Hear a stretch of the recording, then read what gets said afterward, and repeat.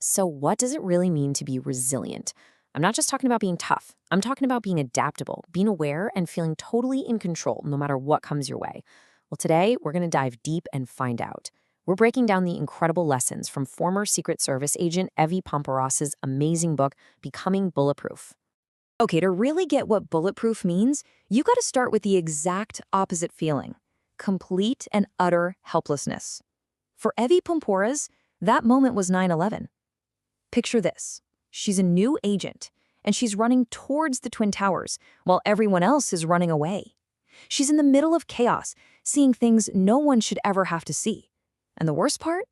There was absolutely nothing she could do to help them. That raw, gut-wrenching feeling, that's what started it all. It's the fire that forged her entire philosophy on protection. You know that feeling, right? The world today can feel, well, just overwhelming.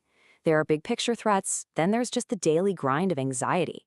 It's easy to feel like fear is just a constant part of life. But here's a game-changing idea from Evy. Fear isn't actually the bad guy. In fact, it's a super useful, natural response that's hardwired into us to keep us safe. So the goal isn't to be fearless. I mean, that's just not possible. The real goal is to get to know your fear, learn to control it, and even use it as a tool before it spirals into panic. So how do you even get a mindset like that? Well, for Evy Poumpouras, it wasn't some overnight transformation. It was a lifetime of making a conscious choice to run towards the very things she was told to be afraid of.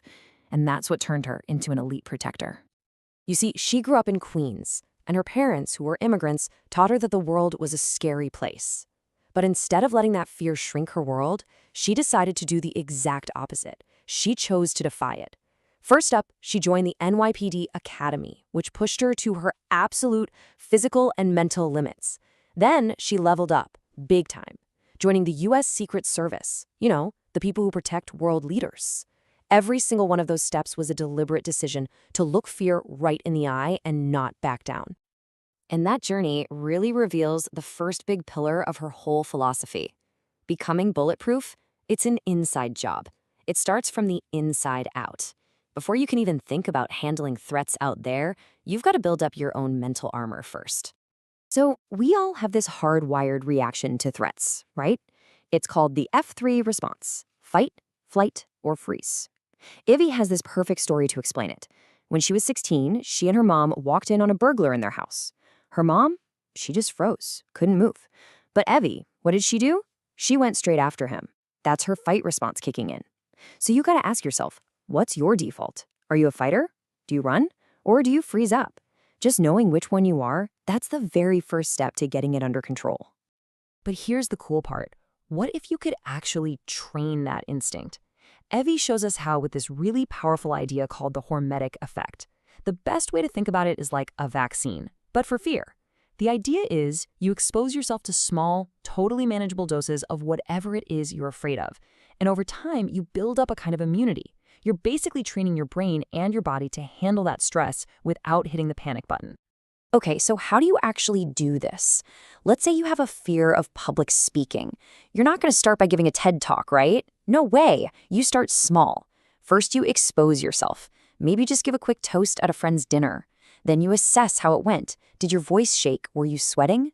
Then you adapt. You pick one little thing to fix, like just focusing on speaking a bit slower next time. And finally, you work to overcome that one thing.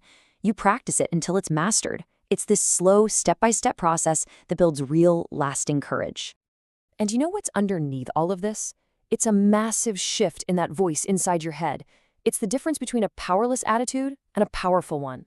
Think about it. A powerless person says, "Look what became of me." It's passive, like you're a victim of your circumstances. But a powerful person, they say, "Look what I became." It's active. It's about taking ownership, even for things that weren't your fault. And that shift, that's where all your power lies. It's the absolute belief that you, and only you, can change your own direction. All right, so once you've started layering on that mental armor, it's time to shift your focus to the outside world. Evy makes this point crystal clear. 90% of protection is just prevention. It's all about spotting trouble before it can ever get to you. And to do that, you need rock-solid situational awareness. And here's a brilliant Secret Service tactic that you can use every single day. Get off the X. Okay, so in a firefight, the X is literally the spot you're standing on. It's the bullseye. You have to move, or you're an easy target. But think about this in everyday life.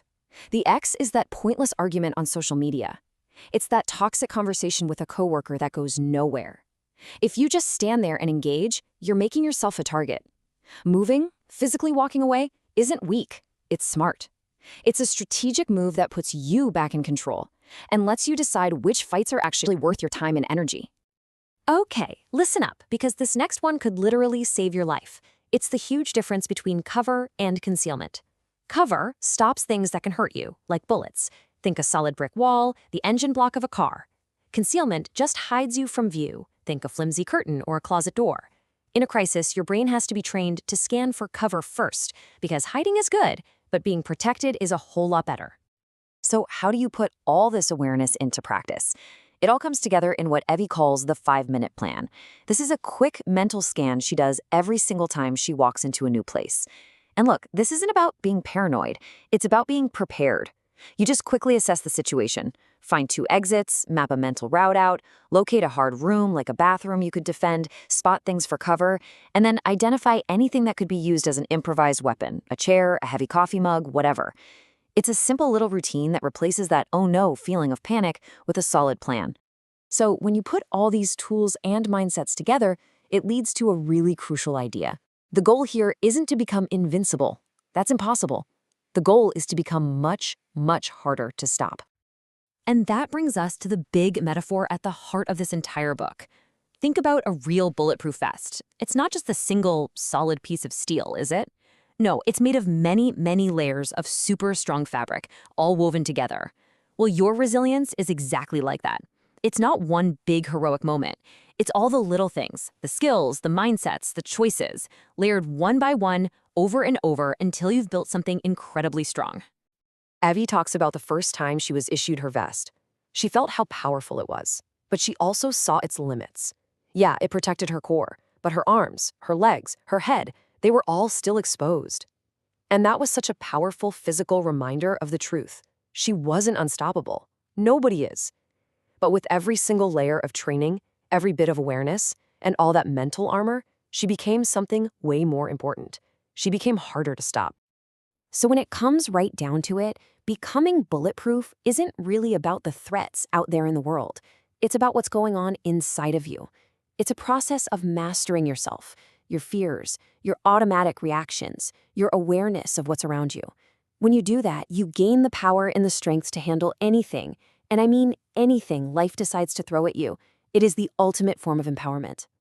And that leaves us with one final thought: your own personal resilience, just like that vest, has to be built one layer at a time.